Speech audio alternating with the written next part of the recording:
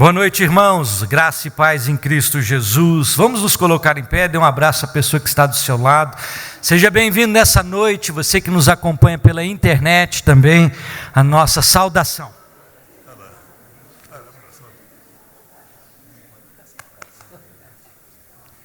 Que bom que você está aqui conosco nessa noite, nesse domingo cívico. Nós estamos reunidos aqui para adorarmos ao Senhor e bendizermos o seu nome. Nós vamos ler o Salmo de número 146 na abertura do nosso culto nessa noite. Quero convidá-la a participar comigo na leitura responsiva. Salmo 146, a fraqueza do homem e a fidelidade de Deus. É um momento do nosso culto quando nós somos chamados a louvarmos ao Senhor. Louvai ao Senhor, diz o nosso momento litúrgico. Salmo 146. Eu vou iniciar. Os irmãos, por favor, respondam nos versículos seguintes. Aleluia, louva, ó minha alma, ao Senhor.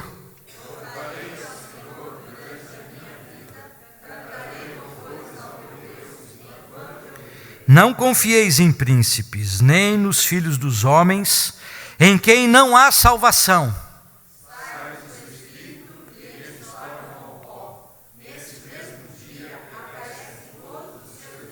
Bem-aventurado aquele que tem o Deus de Jacó por seu auxílio, cuja esperança está no Senhor, seu Deus.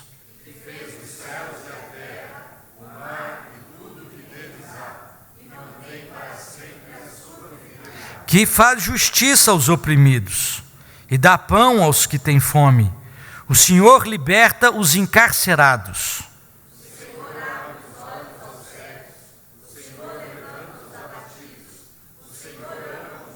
O Senhor guarda o peregrino, ampara o órfão e a viúva, porém, transtorna o caminho dos ímpios. O Senhor reina para sempre, o teu Deus, ó Sião, reina de geração em geração. Vamos ler juntos, amém. Vamos ler juntos novamente o primeiro e o segundo versículo, vamos lá? Aleluia, louva, ó minha alma, ao Senhor, louvarei ao Senhor durante a minha vida, cantarei louvores ao meu Deus enquanto eu viver. Não precisamos dizer mais nada. Aqui está o convite do salmista: cantarei louvores ao Senhor enquanto eu viver. Louvarei ao Senhor durante os dias da minha vida. Hino de número 14, vamos nós louvar a Deus. Vamos.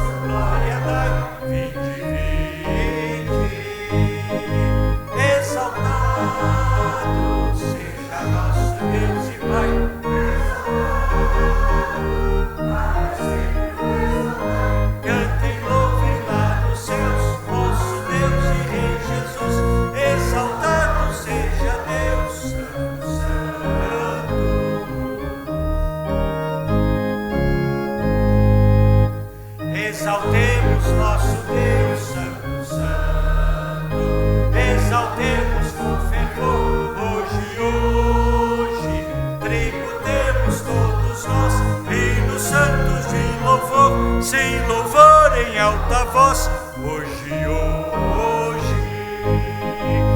exaltado, exaltado. lá nos céus, nosso Deus e Rei Jesus, exaltado seja Deus, Santo, Santo. Fazemos coro tanto com o poeta sacro, bem como com o salmista, que, ó Deus, nessa noite nos conclamam a exaltarmos o nome do Senhor, a bendizermos as tuas maravilhas. Ó Deus, nós queremos te render graças por mais este mês que estamos adentrando. Estamos no primeiro domingo de um novo mês, neste ano de 2014, que caminha para o seu encerramento. E se nós aqui chegamos, é porque até aqui a tua boa mão nos sustentou. Tributamos ao Senhor o louvor e a glória, o reconhecimento por tudo que o Senhor tem, ó Deus, nos proporcionado de livramento, de cuidado, Deus, de proteção, de sustentação, de salvação em o nome de Jesus. Nós bendizemos o teu nome e te exaltamos em o nome de Jesus. Amém. Amém. Podeis sentar.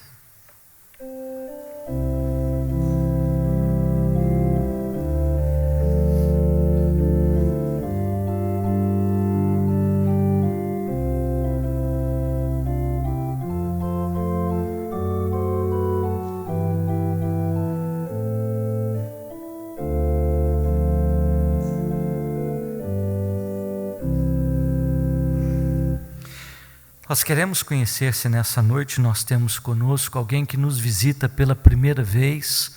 Nós gostaríamos de conhecê-los. Os diáconos da igreja têm uma lembrança para estender a vocês. Dentro nós temos uma ficha, se você puder preencher a ficha e deixá-la na saída com os diáconos, eles depois agilizarão o contato contigo. Queremos conhecer se há conosco alguém que nos visita pela primeira vez. Alguém conosco pela primeira vez? Lá no fundo, por favor, os diáconos, lá tem uma família toda. Mais alguém conosco pela primeira vez? Aos nossos visitantes, a nossa saudação. Deus esteja abençoando a vida de cada um de vocês. Se nós temos visitantes no nosso meio, nosso pastor efetivo, Evan Juarez, está em visita à Igreja Presbiteriana de Lavras, a primeira Igreja Presbiteriana de Lavras, que comemora aí o seu aniversário neste final de semana. Ele estará de regresso para a cidade de Curitiba no dia de amanhã. Lembre-se de orar pelo retorno do nosso pastor, que está nessa atividade especial do aniversário daquela centenária igreja. Também queremos lembrar os irmãos que amanhã os presbíteros da igreja estão convocados para a reunião do conselho da igreja, no mesmo horário, no mesmo local. Todos os presbíteros da igreja estão aí convocados para este momento importante de decisões mensais que o conselho, diretoria da igreja tem para realizar. De igual forma, os diáconos na terça-feira também terão a sua reunião administrativa. Todos os diáconos também estão convocados para este momento especial. Nós temos duas programações nesse mês de outubro muito importantes para a igreja. Uma delas é o culto do bebê. Acontece no dia 19 de outubro e as inscrições para a participação do culto do bebê estão estendidas até o dia 10 de outubro, que significa no meio desta semana. A você que tem na família uma criança, um sobrinho, um neto, um filho,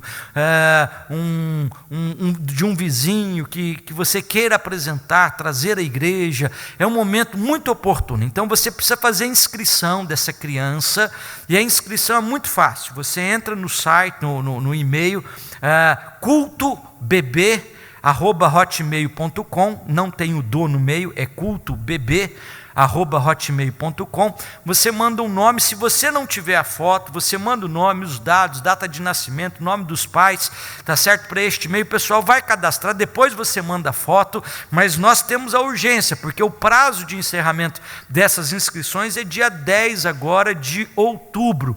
Isso porque a SAF da nossa igreja, com a atividade da oficina de artesanato, prepara kits especiais para as crianças que estarão sendo apresentadas nessa ocasião.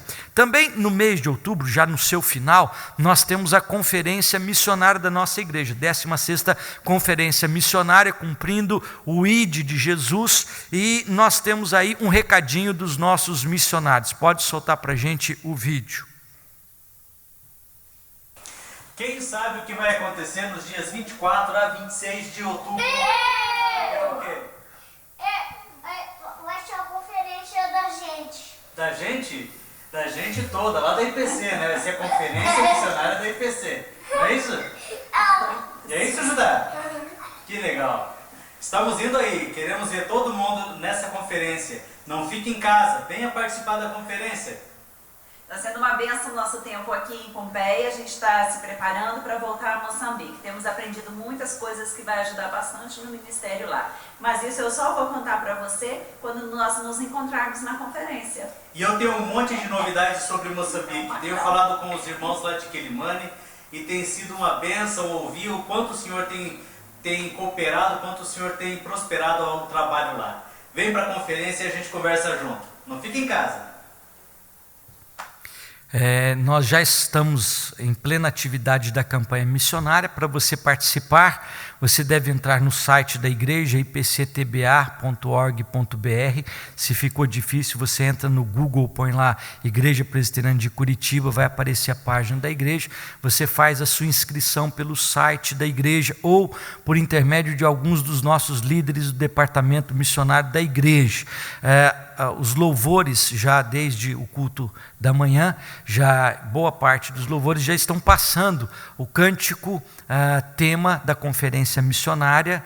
Nós daqui a pouco estaremos participando com eles, para que isso fique bem gravado na nossa memória. Então faça a sua inscrição, participe das atividades. O último aviso que nós temos para os irmãos: hoje é dia da eleição nacional. Daqui a pouco o reverendo Wesley nos conduzirá ao momento de intercessão pela pátria, mas também nós temos que lembrar que a partir de já, conforme anúncio do nosso pastor efetivo Ivan Juarez, a partir deste período, nossa igreja está no processo de eleição das sociedades internas.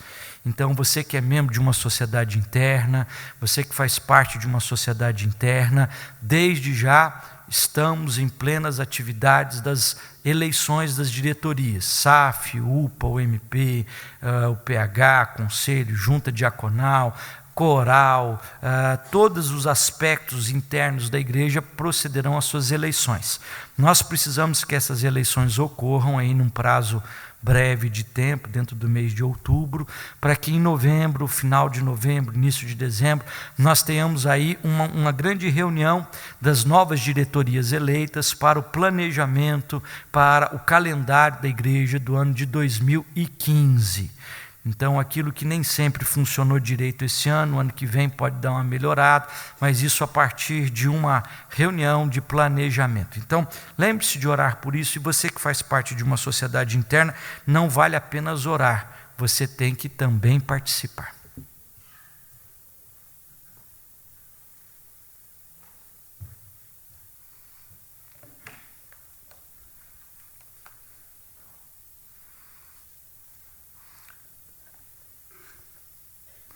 Queridos irmãos e irmãs, nós vamos abrir a palavra do Senhor no livro dos Salmos, o Salmo de número 142.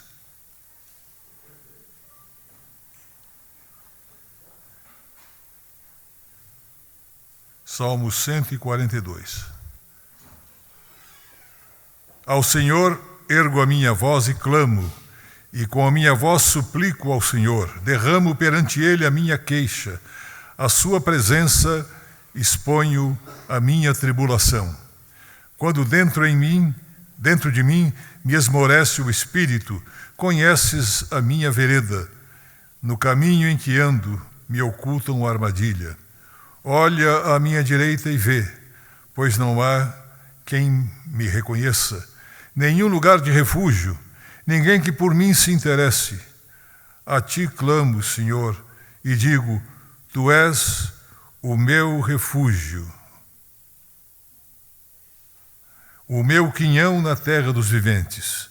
Atende o meu clamor, pois me vejo muito fraco. Livra-me dos meus perseguidores, porque são mais fortes do que eu. Tira minha alma do cárcere, para que eu dê graças ao teu nome. Os justos me rodearão, quando me fizeres esse bem. Esta é uma oração do rei Davi, oração que fez quando estava na caverna de Adulam. Ele estava fugindo daqueles que queriam acabar com a sua vida. E ele viu nessa ocasião que o seu refúgio e a sua segurança só podiam estar em Deus, pois ele se via sozinho no meio da sua tribulação. O seu coração estava abatido, as coisas não davam certo para ele, porque ele estava a ponto de ser assassinado pelos seus inimigos, mas ele confiava no Senhor, mas na sua confiança também o fazia clamar, pedir, orar, gritar, para que o socorro de Deus viesse. A ti clamo, Senhor, e digo, tu és o meu refúgio. Atende o meu clamor, pois me vejo muito fraco. Assim também acontece às vezes com a gente, com pessoas que também estão passando por dificuldades e no seu coração clamam. Tu és o meu refúgio, atende o meu clamor, pois eu me vejo muito fraco. Tira a minha alma do cárcere, para que eu dê graças ao teu nome. Vamos, nesses instantes de meditação, pensar nessas palavras, porque elas são verdadeiras e elas refrigeram, restauram a nossa vida, pois sabemos que o nosso refúgio não está nas coisas deste mundo, não está nem mesmo nos medicamentos, não está em coisas que nós achamos que vão resolver. Podem ajudar a resolver, podem ser instrumentos de restauração, mas a verdadeira restauração é aquela que vem de Deus para a nossa vida. Vamos orar, primeiramente em silêncio.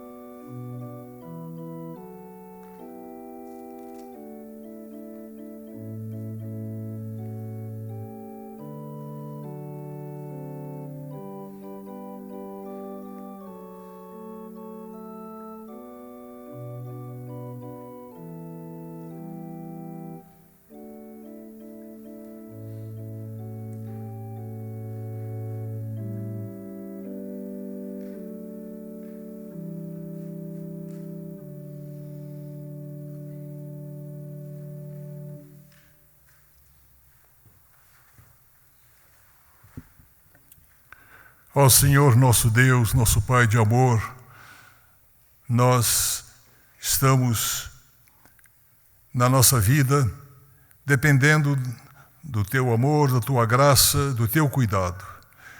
E quando lemos este salmo, sentimos que ele nos traz a direção que nós precisamos. Estamos no meio de sofrimentos, podemos confiar em Ti, Senhor. Estamos passando dificuldades, necessidades, aflições. Clamamos a Ti, Senhor. Tu ouves a nossa voz, o nosso clamor e atendes a nossa súplica. Por isso, Senhor, atende aqueles que estão clamando, aqueles que estão levantando a sua voz, os que estão sofrendo e às vezes sofrendo tanto que nem têm voz forte para levantá-la, para pedir o socorro. Mas nós intercedemos por todos, Senhor. Queremos que a Tua igreja tenha este sentimento de compaixão, de sofrer junto, para que nós possamos também ajudar a entender o sofrimento do nosso próximo. Damos-te graças, ó Deus, porque Tu és o nosso refúgio, Tu és nosso quinhão, a nossa porção de graça e de salvação em todos os momentos. Nós te agradecemos, nós te louvamos, nós te glorificamos em nome do Senhor Jesus, nosso Mestre e Salvador. Amém. Vamos nos colocar de pé e cantar cânticos de louvor ao nosso Deus. Boa noite, igreja. Boa noite. Essa primeira canção que a gente vai cantar, ela, como o pastor Carlos já bem disse, ela é a canção tema da nossa conferência missionária. E ela é um desafio, a letra dela nos desafia a nos unirmos em prol do Evangelho de Deus, em prol da vida cristã verdadeira e para a gente viver em seriedade o que Deus tem falado para nós, o que a Bíblia realmente nos ensina. E ela diz para a gente nos unir como um cordão, em firmeza, e ela é um convite e um desafio. E talvez você já conheça a música, porque ela não é uma música tão nova, mas para quem não conhece ainda e para aqueles que conhecem relembrar, nós vamos cantar o refrão para a gente poder pegar ela antes de cantar mesmo. Por isso vem, entra na roda com a gente também. Você é muito importante, por isso vem, entra na roda com a gente também. Você é muito importante, vem. Deu pra pegar, né? Vamos lá?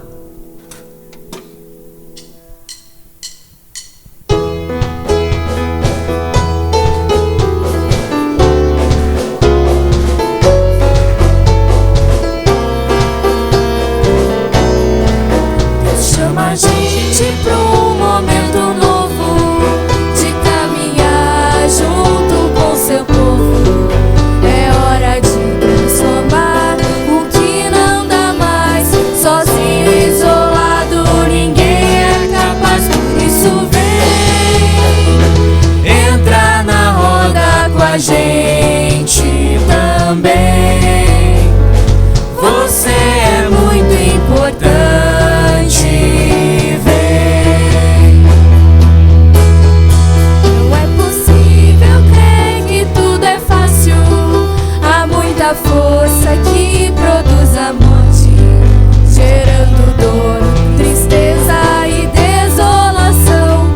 É necessário unir o cordão. Por isso vem, entra na roda com a gente também. Você é muito importante, vem. A força que hoje faz brotar a vida atua em nós pela tua graça. É Deus quem nos convida pra trabalhar, o amor repartir e as forças juntar. Por isso vem, entra na roda com a gente também. Você é muito importante, por isso vem, entra na roda com a gente também. Você é muito importante, vem.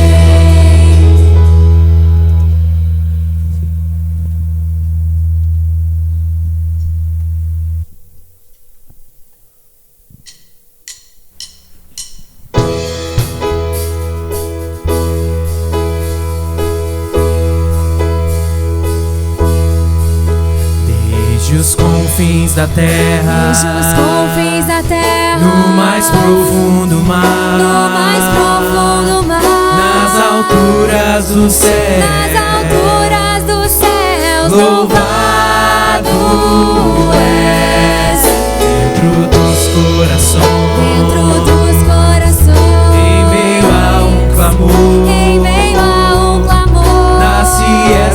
canção. Nasce essa canção E os povos cantam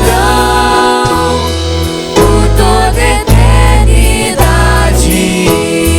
Tu serás adorado, grande Deus, exaltado nas nações, Senhor da criação. Grande Deus, seja louvado.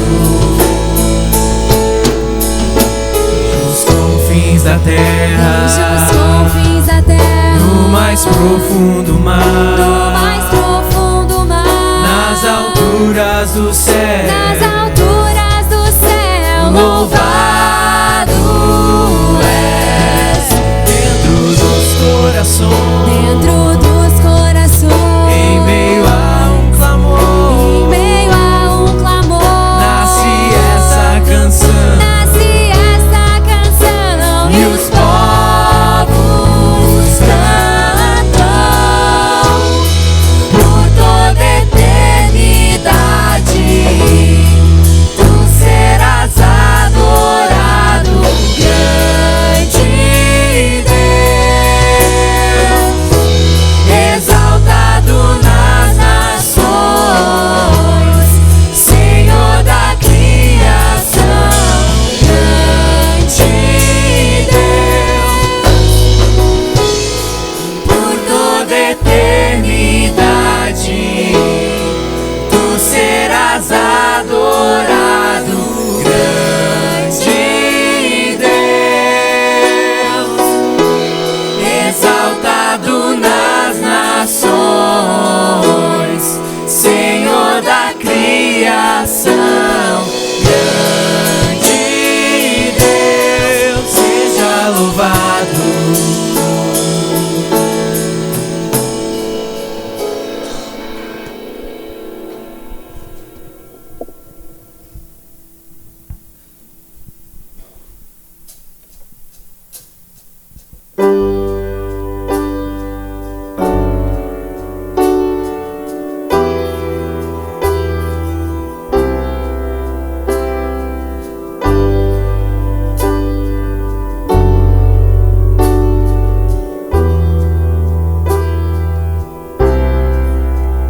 Eis-me aqui outra vez, diante de ti abro meu coração, meu clamor tu escutas e fazes cair as barreiras em mim. És fiel, Senhor, e dizes palavras de amor, de esperança sem fim. Ao sentir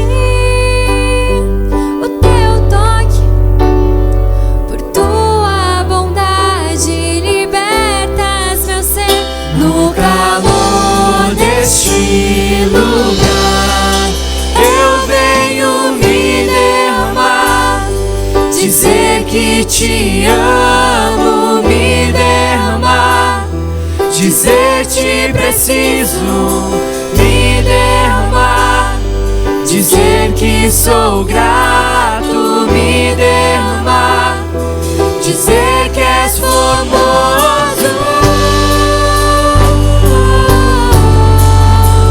Que és famoso, Senhor.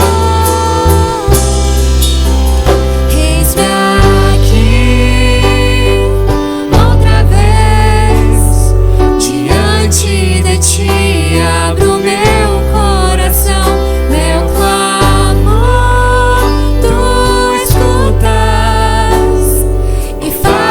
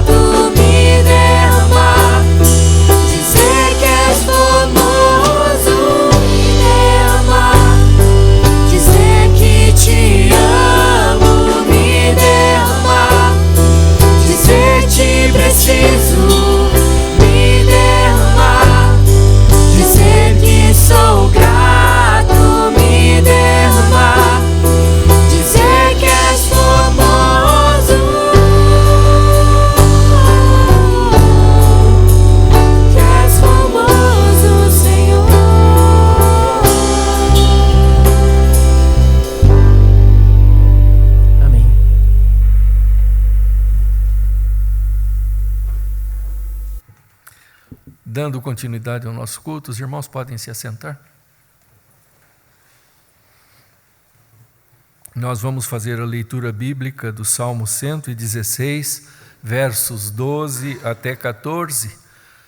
Vamos fazer essa leitura todos juntos. Então vamos encontrar Salmo 116, os versos de 12 até a 14. Leiamos então. Que darei ao Senhor por todos os seus benefícios para comigo? Tomarei o cálice da salvação e invocarei o nome do Senhor. Cumprirei os meus votos ao Senhor na presença de todo o seu povo. É até o 14 só. Nós damos graças ao nosso Deus pela oportunidade que Ele nos oferece, essa oportunidade de consagrar ao Senhor. É a hora do ofertório, a hora que aqueles que são membros desta igreja trazem as suas obrigações para com a igreja, que nós precisamos tanto dos recursos financeiros para a sustentação dos nossos trabalhos. Então agora nós convocamos os nossos irmãos diáconos para a coleta das ofertas, enquanto estaremos cantando o hino de número 52, Glória e Coroação. Quando da última estrofe nós já convidamos as crianças para virem à frente.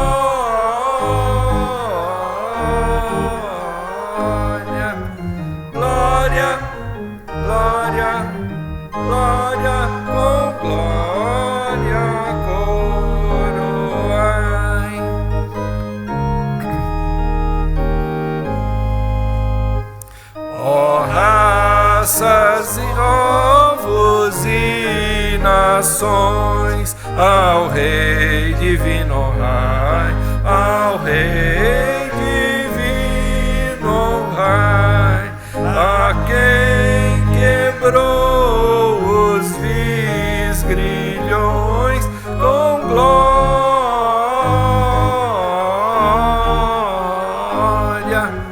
glória, glória, glória com glória.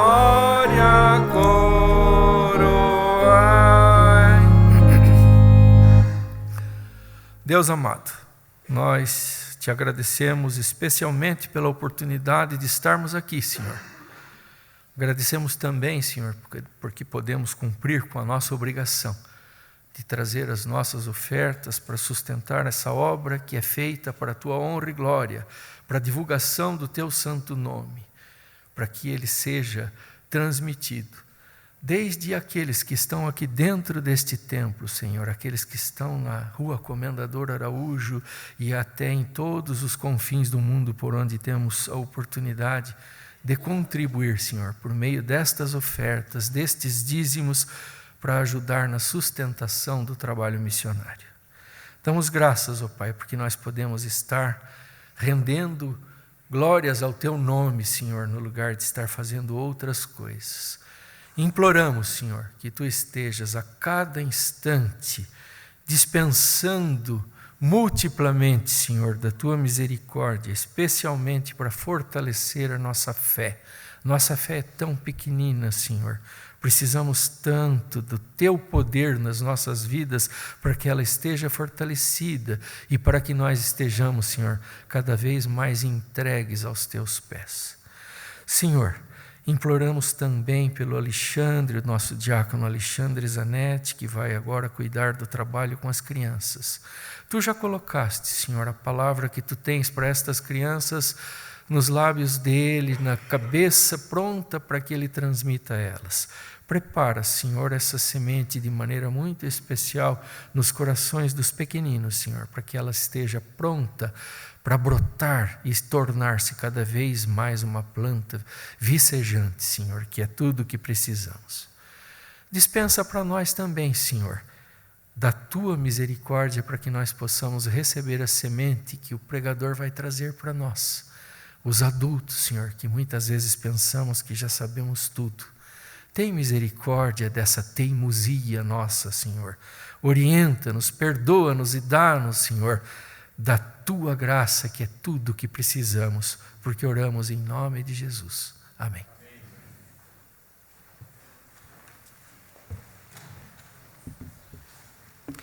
Para a nossa reflexão nessa noite, quero convidá-los à leitura de um texto que se encontra no livro do profeta Abacuque, capítulo 1.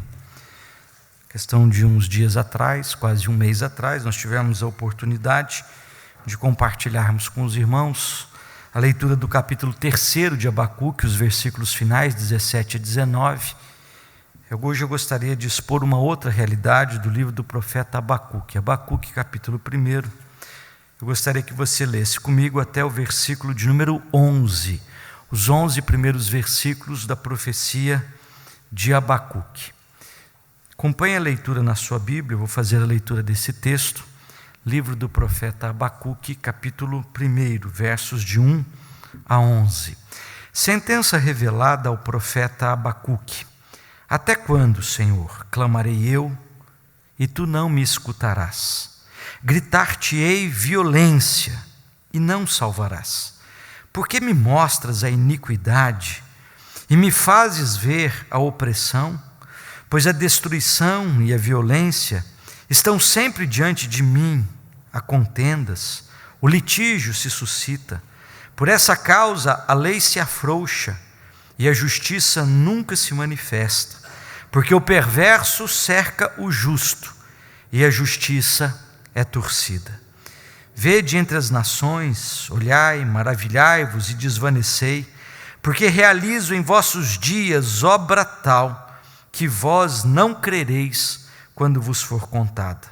Pois eis que suscito os caldeus, nação amarga e impetuosa, que marcham pela largura da terra para apoderar-se de moradas que não são suas. Eles são pavorosos, são terríveis. Eles criam eles mesmos o seu direito e a sua dignidade. Os seus cavalos são mais ligeiros do que os leopardos, mais ferozes do que os lobos ao anoitecer. São os seus cavaleiros que se espalham por toda parte. Sim, os seus cavaleiros chegam de longe, voam como águia que se precipita a devorar. Eles todos vêm para fazer violência. O seu rosto suspira por seguir avante. Eles reúnem os cativos como areia. Eles escarnecem dos reis. Os príncipes são objeto do seu riso. Riem-se de todas as fortalezas, porque amontoando terra as tomam para si. Então passam como passa o vento e seguem. Fazem-se culpados estes, cujo poder é o seu Deus. Livro do profeta Abacuque, capítulo 1.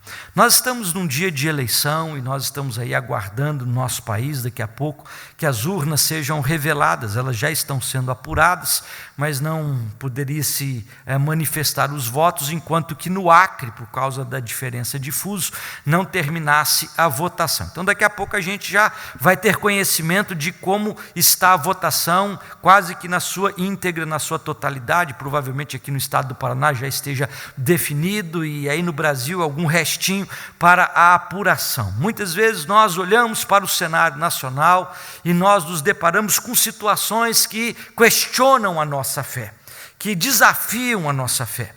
Essa é a realidade do livro do profeta Abacuque. Eu gostaria de nessa noite meditar com vocês nesse livro que é muito especial.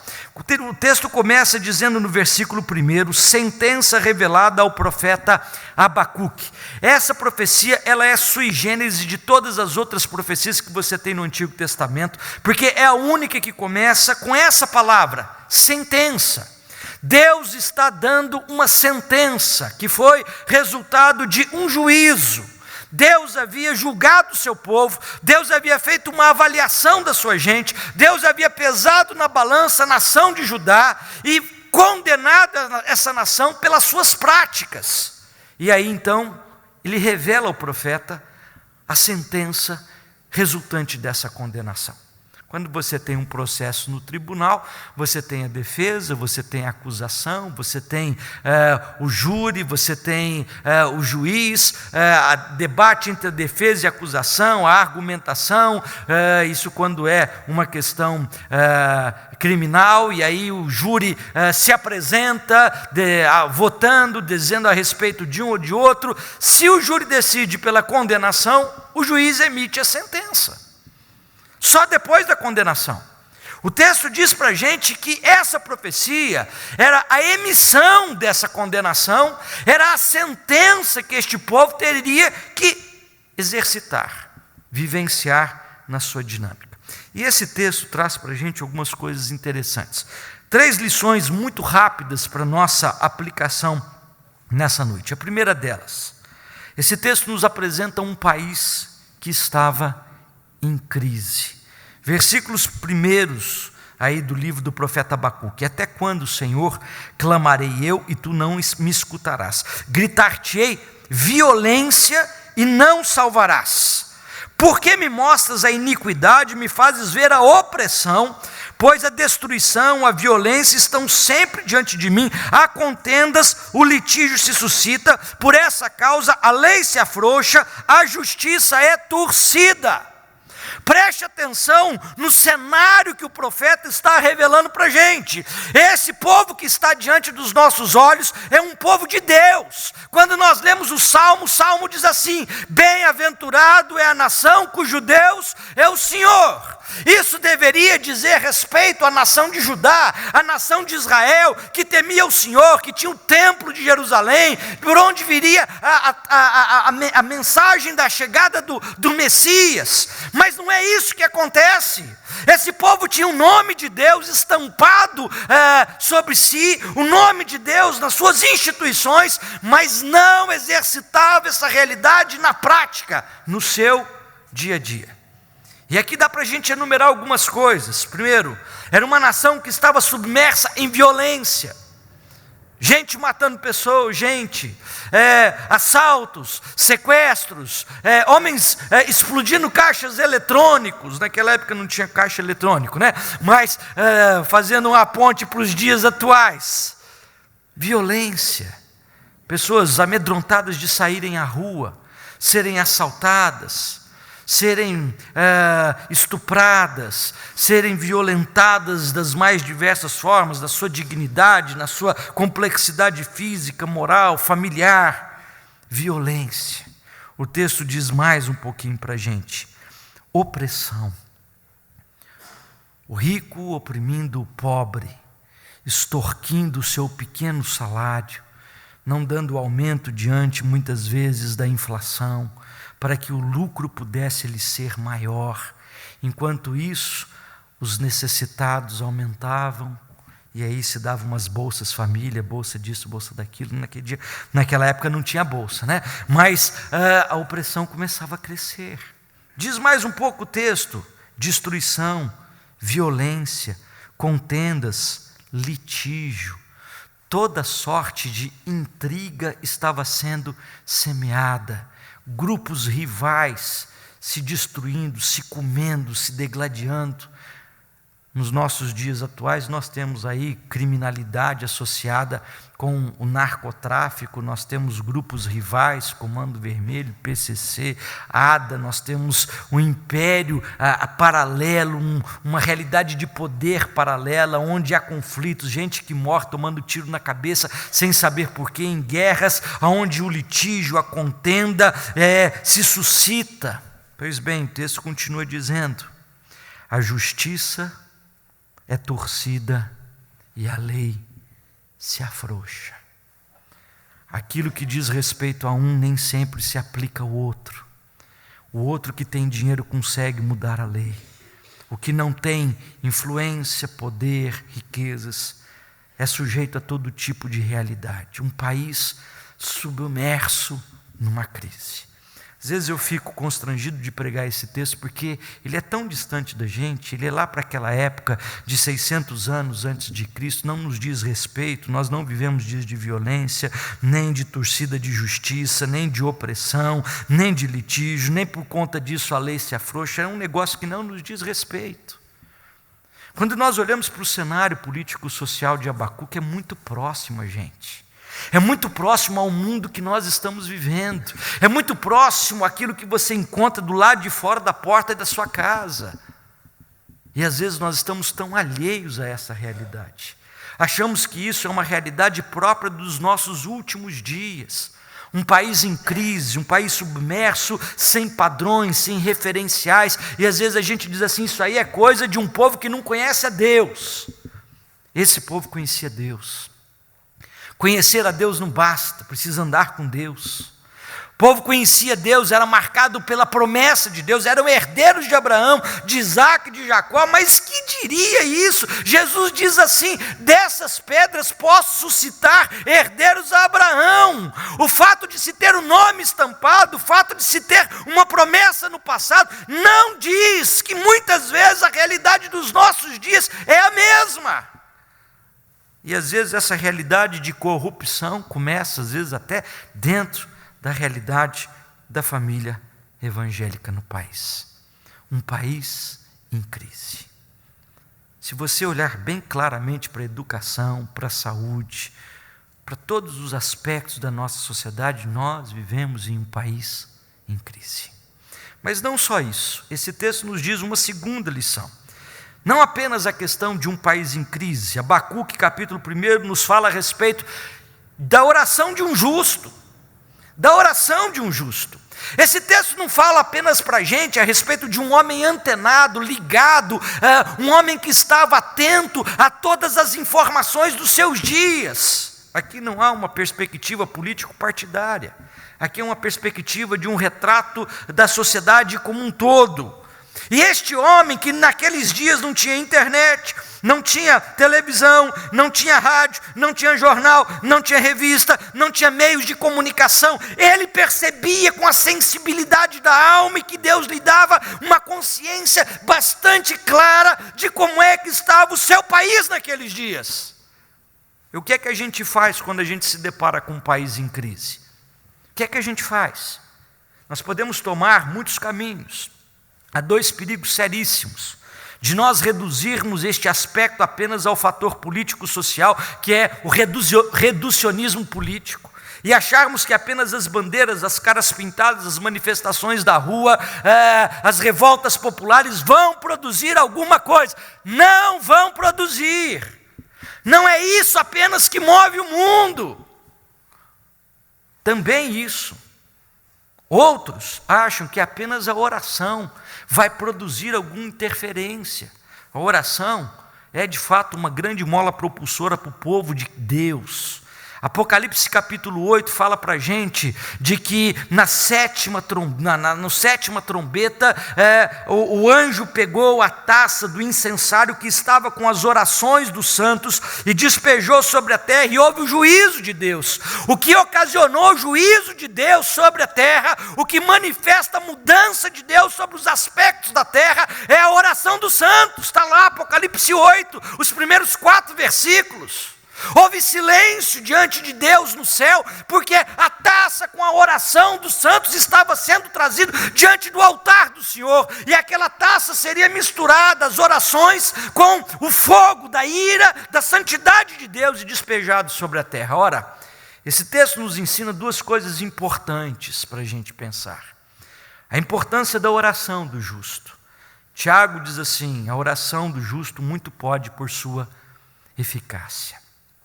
Muitas vezes nós apenas nos engajamos em movimentos políticos ou manifestações políticas, sociais, mas nós nos esquecemos de orar pela nossa nação, com a mesma piedade, com a mesma intensidade, com o mesmo fervor, com a mesma paixão. No dia de hoje, por exemplo, as pessoas associam qualquer coisa às paixões políticas, né? Hoje pela manhã eu vim de sobretudo preto, estava muito frio, né? Eu saí de casa, ainda estava por volta de 10 graus, e ontem o meu time ganhou de um time lá do Rio Grande do Sul, né, Pedro? E aí, para homenagear o meu time, eu falei assim: eu vou de São Paulo hoje, né? Terno preto, camisa branca e gravata vermelha. Eu cheguei aqui, o pessoal falou: o senhor vai votar em qual partido pela gravata? Eu falei: não, eu estou homenageando meu time que ganhou, não tem nada a ver com questões políticas partidárias. O pessoal fica tão apaixonado e começa a ver isso em tudo. Às vezes a gente não tem essa paixão pela questão da oração, da piedade e do temor a Deus. Esse texto fala para a gente da oração de um justo. Às vezes nós negligenciamos o poder de Deus através da nossa oração. Nós somos como a igreja de Atos dos Apóstolos. No capítulo 13, uma igreja que estava orando, 12, 13, que estava orando pelo apóstolo Pedro. Pedro tinha sido preso, Pedro estava encarcerado, no dia seguinte ele seria executado. As ordens já haviam sido dadas, ele estava esperando apenas o alvorecer do dia para ser morto. A igreja estava na casa de Maria, mãe de João Marcos, em oração, pedindo pela vida de Pedro. O povo orava, intercedia: Senhor, liberta Pedro, visita Pedro, cuida de Pedro. Pedro está lá, Pedro é líder da igreja. Senhor, tem misericórdia daquele homem. E Deus ouve a oração. E Deus vai lá e abre a porta da prisão.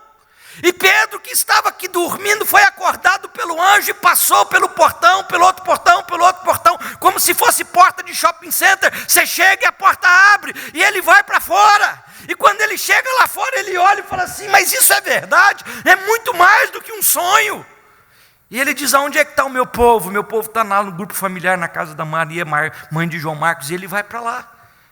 Aí ele bate na porta, o povo estava orando: Deus liberta Pedro. E ele bate na porta e o povo: Deus visita Pedro. E o povo orando e ele batendo na porta. Rode, a empregada, vai atender a porta, diz o capítulo do livro de Atos. E quando ela chega à porta, ela pergunta quem é. Antes de abrir, Pedro diz: sou eu. Pedro, ela volta correndo.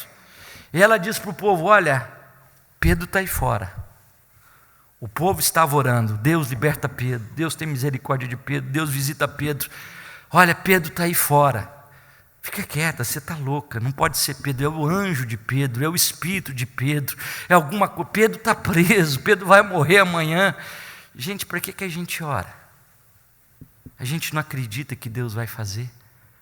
Aquela igreja orou para a libertação de Pedro, Deus libertou Pedro, e quando Pedro chegou na casa onde eles estavam orando pela sua libertação, eles não acreditaram. Então por que a gente ora? Por que a gente pede para um país melhor, se a gente não acredita que Deus pode mudar? Por que a gente clama ao Senhor? Por que a gente para com isso? Não gasta seu tempo. Vá assistir esportes. Se você ora a Deus com um coração tão entumecido, tão endurecido, não vai fazer qualquer diferença. Abacuque ensina para a gente 2 lições preciosas nesse primeiro momento. Há um país em crise. Parece muito com a gente. Há um país em crise. Há um homem crente que enfrenta situações, que conspira diante de Deus, não apenas socialmente, mas também espiritualmente, a oração do justo. Mas há uma terceira e última lição para a gente finalizar a nossa reflexão. O capítulo 1 de Abacuque nos ensina a liberdade soberana de Deus. A liberdade soberana de Deus. Abacuque olhava para os seus dias e dizia: nós estamos em crise. E ele orava a Deus e dizia: Senhor, regulariza essa situação, resolve o problema na vida deste povo. Nós não aguentamos mais injustiça, nós não aguentamos mais corrupção, nós não aguentamos mais falta de ensino, nós não aguentamos mais falta de saúde, nós não aguentamos mais a justiça sendo torcida, nós não aguentamos mais esse cenário político, social, brasileiro, econômico, tributário. Muda o país, visita o país, cuida do país. E aí o capítulo 1, versículo 5, Deus responde à oração do profeta. É interessante que Abacuque era um homem de oração, era um homem piedoso, e ele era um homem que insistia com Deus, porque a pergunta do verso 2 diz: até quando clamarei eu? Era um homem que vinha orando pelo seu país há muito tempo, não desvanecia, não cansava, não entregava os pontos. Ele orava, mas ele estava se cansando. Até quando essa situação vai perdurar?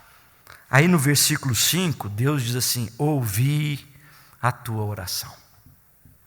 E aí Deus diz para o profeta: vede entre as nações, olhai, maravilhai-vos, desvanecei, porque realizo em vossos dias obra tal, que vós não crereis quando vos for contada. E aí Abacuque falou: meu candidato está eleito, aleluia! Vai mudar a nação, até que enfim as coisas vão melhorar. Deus vai fazer uma obra tremenda, vai pôr as coisas nos trinques, nos ajustes, nos trilhos. Nós vamos ter fim da corrupção, os cenários serão novos, bonitos, belos, éticos, justos, íntegros, verdadeiros, coisa boa. Não vamos acreditar quando for contado a obra que Deus vai realizar. Ledo engano. O texto não parou aí. Olhai, maravilhai-vos e desvanecei, porque realizo em vossos dias obra tal, que vós não crereis quando vos for contada, porque eu vou trazer os caldeus para cima de vocês. Pode começar a chorar, porque será dia de pranto, de lamento. E aí o que acontece com o profeta? No capítulo de número 3, ele diz assim: ouvi e o meu íntimo se comoveu, a sua voz tremeram os meus lábios, ouvindo os teus dizeres entrou a podridão nos meus ossos e os meus joelhos vacilaram, pois em silêncio devo esperar o dia da angústia que me virá contra o povo que nos acomete. O profeta entrou num estado de perplexidade, de assombro. O que é que nos assombra muitas vezes? Essa liberdade de Deus de agir soberanamente. O profeta queria que Deus de repente levantasse um novo presidente da república que pudesse conduzir as coisas das maneiras que a gente acha que devia ser, ou dentro daquilo que a palavra de Deus coloca, mas o que Deus está dizendo é: vai ficar pior. Eu vou levantar um povo que é iníquo, um povo que é ímpio, um povo que não é crente, uma nação amarga, pavorosa, terrível. Eles são amargos, impetuosos, e eles vão resolver este problema que tanto você tem clamado para comigo. O que me interessa, o que me chama a atenção nesse texto, é essa liberdade de Deus. Um Deus que é livre para conduzir a história do jeito que lhe apraz, da maneira que lhe convém. Deus sabe aonde quer chegar com as coisas na vida de todos nós, de toda a nação, principalmente do seu povo. Deus sabe para onde vão os caminhos da história. E às vezes nós queremos ditar a Deus as regras, como é que Deus deve agir. Nós condicionamos Deus dentro de uma caixa plástica e nós dizemos: Deus, você é Deus se o Senhor ficar aqui quadradinho dentro dessa gaveta. E Deus diz: eu não sou Deus de gaveta, eu sou Deus da história. Eu faço, eu ajo, eu intervenho na história do jeito que me apraz. Eu ponho na presidência e eu tiro quem eu bem entender. Eu caminho com o meu povo do jeito que eu bem entender. Eu trago para fazer justiça e para conduzir a minha vontade àqueles a quem eu bem julgar. Às vezes nós achamos que Deus só pode agir através de gente crente. Às vezes nós achamos que Deus só pode fazer a sua obra através de você e de mim, que somos tementes ao Senhor. Ledo engano. Deus tem nas mãos quem Ele quiser, para fazer do jeito que lhe apraz a vontade que Ele tem no seu coração. Os caldeus estavam vindo, já tinham destruído a nação do norte, o reino de Israel, vinham para a nação do sul. E Deus está dizendo para o profeta Abacuque, o mesmo que disse depois para o Jeremias, que eles seriam instrumentos nas suas mãos. Isso às vezes assusta a gente, nos deixa perplexos. Essa liberdade de Deus de fazer as coisas melhorarem através de caminhos que nós não entendemos. Às vezes as nossas vidas tomam rumos, seguem por atalhos, por caminhos que a gente diz assim: eu não estou entendendo o que Deus está querendo com isso. Muitas vezes a gente não entende mesmo, nós não temos procuração para entender muitas vezes o caminho que Deus está nos levando. Todavia, quando a gente chega lá onde Deus quer e onde a gente precisa chegar, e a gente olha para trás, a gente fala assim: se não fosse o Senhor, se não fosse o Senhor que tivesse tratado da gente da maneira como precisávamos ser tratados. O texto diz sobre isso. E a oração do profeta Abacuque no final, ela é tremenda. Ele começa a entender, diante da sua perplexidade, a liberdade de Deus agir na história do jeito que Ele apraz. E ele então faz uma oração. Não esquece da sua obra, não esquece da sua misericórdia diante da sua ira.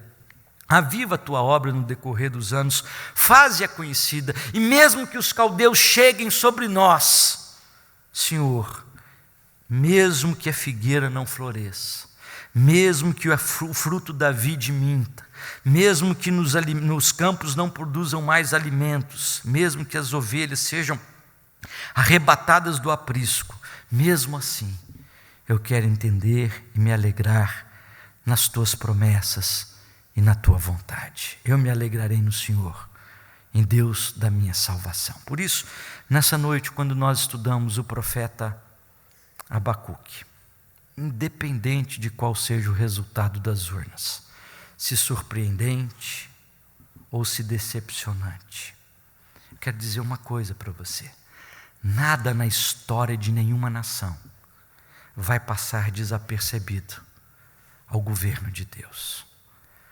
Nós podemos não entender como muitas vezes o tapeceiro está ali misturando uma linha com outra linha, um fio com outro fio, e a gente vai olhando aquele sujeito fazendo, tecendo tapete, você fala: que bagunça é essa? Ele corta, ele dá nó, ele mexe, e aí quando ele vira o tapete para o lado certo, ali tem uma obra de arte. Nós talvez não entendamos os meios de Deus na ebulição social, política e espiritual no qual o nosso mundo está inserido. Mas há um Deus que está sentado no trono, há um Deus que governa a história, e há um Deus que conduz todas as coisas para o fim que Ele mesmo estabeleceu. Por isso, ore ao Senhor, dependa do Senhor e entenda isso. 3 coisas que esse texto nos ensina: um país em crise, um justo que ora ao Senhor e uma liberdade soberana de um Deus que não tem igual. Que Deus assim nos abençoe neste momento. Amém? Quero convidar os presbíteros da igreja para tomarem assento nesse instante. À mesa do Senhor, nós passaremos neste momento a celebrarmos a mesa do Senhor. Mesa que lembra Jesus. E Jesus foi julgado por homens. E diante de Herodes e de Pôncio Pilatos, ele disse: nenhuma autoridade teria sobre mim, se do alto não te fosse dada. Deus usa quem Ele quiser para fazer a sua vontade. Vamos nos assentar à mesa do Senhor.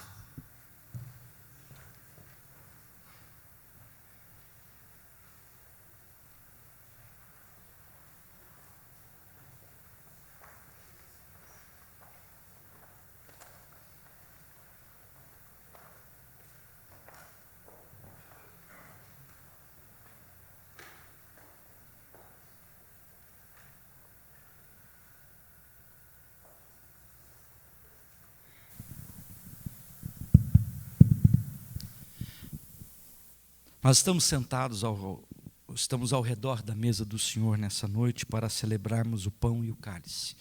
O Senhor Jesus, na noite em que foi traído, tomou o pão, partiu e deu aos seus discípulos, depois tomou o cálice e deu aos seus discípulos, dizendo: tomai e comei, tomai e bebei.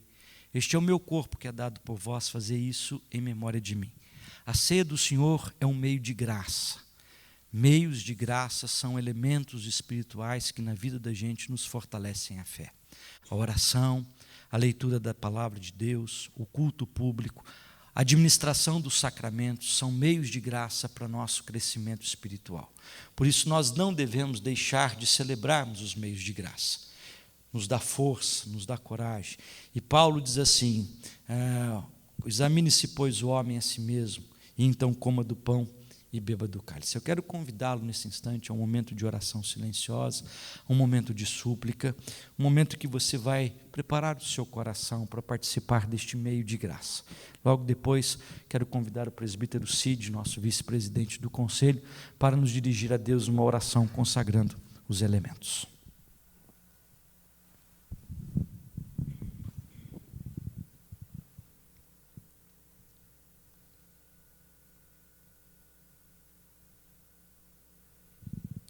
Nosso Deus, nosso Pai, nós louvamos o Teu nome por tudo que o Senhor tem nos dado e pela oportunidade, Pai, de sermos chamados Seus filhos e podermos nos assentar à Sua mesa. Nós louvamos o Teu nome, Pai, porque estamos aqui reunidos como irmãos em Cristo, irmãos e co-herdeiros da herança que o Senhor preparou para cada um de nós. Nós louvamos o Teu nome, Senhor, porque o Senhor nos coloca numa condição de redimidos através do sangue de Jesus. Por isso, Pai, nós te agradecemos pelos elementos que o Senhor deixou, instituiu para que nós pudéssemos assentar à sua mesa, como seus filhos, como irmãos em Cristo Jesus. Te agradecemos por esse privilégio. Oramos, Pai, para que o Senhor perdoe os nossos pecados. E sabemos, Pai, que cada um de nós possa se sentir, Senhor, amado pelo Senhor, porque a Tua palavra nos garante que nada nos separará do Teu amor. Obrigado, Pai, por tudo que o Senhor tem feito por nós, porque nós oramos no nome e nos méritos do Senhor Jesus. Amém. Vamos nos colocar em pé, dê as mãos à pessoa que está do seu lado, vamos orar a oração da família da fé, a oração do Pai Nosso. Oremos. Pai nosso que estás nos céus, santificado seja o Teu nome. Venha o Teu reino, seja feita a Tua vontade, assim na terra como nos céus. O pão nosso de cada dia nos dai hoje. Perdoa as nossas dívidas, assim como nós perdoamos aos nossos devedores. Não nos deixes cair em tentação, mas livra-nos do mal, pois Teu é o reino, é o poder e a glória para sempre. Amém. Poder sentar. Tomai e comei dele todos, disse Jesus. Fazei isso todas as vezes em memória de mim. Você que é membro desta igreja, ou de uma igreja que confessa Cristo Jesus como seu único, suficiente Salvador, você pode participar conosco da mesa do Senhor. Tomai e comei dele todos.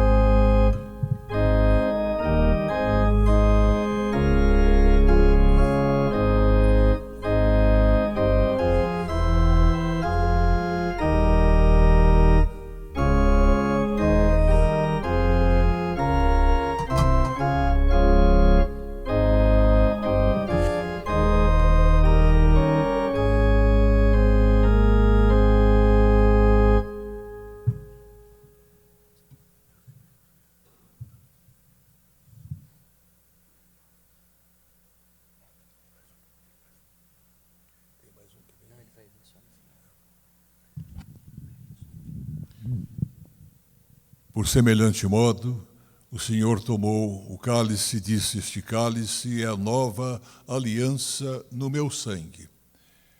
Tomai dele todos, fazei isto em memória de mim. Nós sabemos que o sangue de Cristo nos purifica de todo o pecado. Ele derramou o seu sangue não porque era sua obrigação, mas ele, por amor a mim, a você, a todos os que creem, ele entregou a sua vida. E agora nós lembramos, nós temos este memorial em que a nossa alma, a nossa mente, o nosso coração se recordam do que ele fez por nós. Nosso agradecimento, nossa memória é para aquele que nos salvou. Tomemos dele todos, fazei isto em memória do Senhor.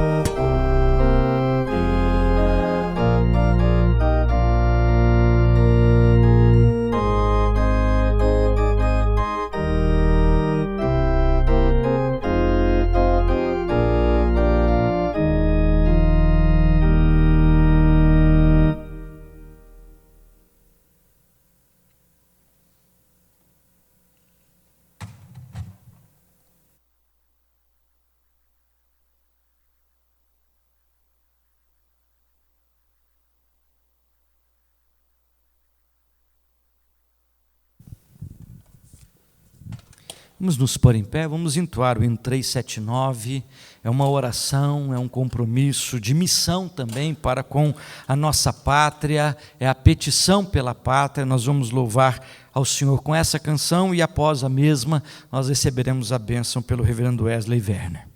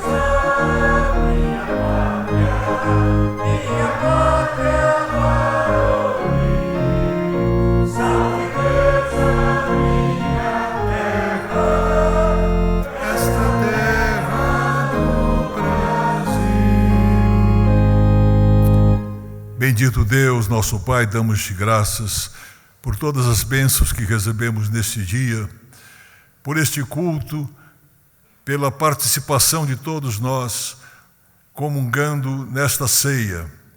Nós te damos graças, Senhor, porque a tua mão nos sustenta, nos guarda, no meio de todos os problemas, perigos ou aflições.